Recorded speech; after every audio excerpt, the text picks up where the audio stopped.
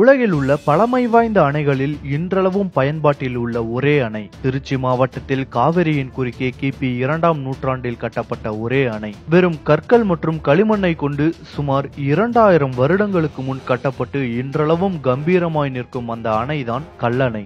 தமிழர்களின் பெருமையை உலகறிய செய்தவர்கள் சோழர்கள். அச்சோழ மன்னர்களில் முற்கால சோழன் என்று அழைக்கப்படும் கரிகால சோழனால் கட்டப்பட்டதே இந்த கல்லணை. இக்கல்லணையை கரிகாலன் கட்ட காரணமும் அதன் பின்னால் உள்ள அறிவியலும் உங்களுக்கு தெரியுமா?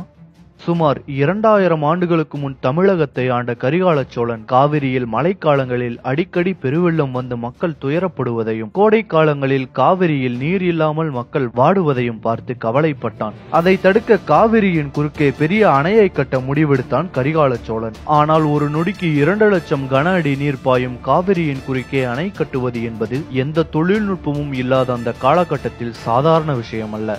எனவே இதற்கும் ஒரு வழியை கண்டுபிடித்தார்கள் அக்கால தமிழர்கள். அதாவது வேகமாக ஓடும் ஒரு நீரோடையில் நாம் நிற்கும் போது நம் கால்கள் மண்ணில் மெதுமெதுவாக புதைவதை உணரலாம் அல்லவா? அந்த சூத்திரத்தையே கையில் எடுத்தனர் நம் முன்னோர்கள். காவிரி ஆற்றின் மீது பெரிய பாறைகளை கொண்டு வந்து போட்டனர். அந்த பாறைகளும் நீர் அரிப்பின் காரணமாக கொஞ்சம் கொஞ்சமாக மண்ணுக்குள் சென்றன. பாறைகளுக்கு மேல் வேறொரு பாறையை வைத்து நடுவே தண்ணீர் கரையாத ஒருவித ஒட்டும் களிமண்ணை புதிய பாறைகளில் பூசி இரண்டையும் ஒட்டிக்கொள்ளும் விதமாக செய்தனர். இப்படியாக ஒட்டிய பாறைகளின் மேல் அமைந்ததுதான் இந்த கல்லணை. பல வல்லுநர்கள் வந்து சோதித்து பார்த்தும் இதன் மர்மத்திற்கு இன்னும் விடை கண்டுபிடிக்க முடியவில்லை. அப்படிப்பட்ட அந்த ஆச்சரிய மர்மம் என்ன தெரியுமா? உலகிலேயே சுமார் 2000 ஆண்டுகள் வரை உறுதியாக ஒட்டிக்கொள்ளும் ஒரு பசையை இதுவரை யாரும் கண்டுபிடிக்கவில்லை என்பதே உண்மை.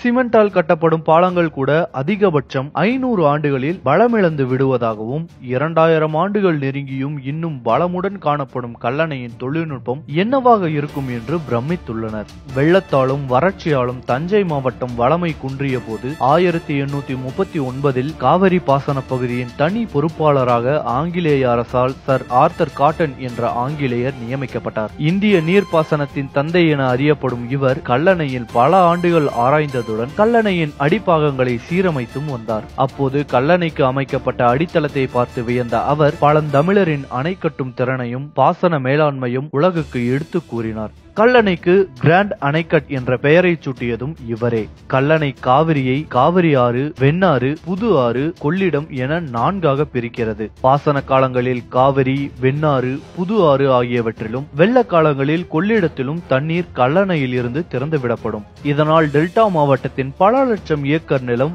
வெள்ளத்தில் இருந்து காப்பாற்றப்படுகிறது. இவ்வளவு சிறப்புக்குரிய இந்த பழமையான அணையை கட்டிய கரிகால சோழனை கௌரவிக்க அவ்விடத்திலே அமைக்கப்பட்ட மணிமண்டபத்தால் சோழர் மண்ணிற்கே கூடுதல் பெருமை. இம்மணி மண்டபத்தில் கரிகால சோழன் யானை மீது அமர்ந்த கோலம் பல நூற்றாண்டுகள் கடந்தும் உறுதியோடு நிற்கும் கல்லணையின் பெருமையையும் தமிழரின் கட்டுமான திறனையும் இவ்வுலகிற்கு கம்பீரமாக பறைசாற்றிக் கொண்டிருக்கிறது. இந்த வீடியோ உங்களுக்கு பிடிச்சிருந்தா லைக், கமெண்ட் அண்ட் ஷேர் பண்ணுங்க.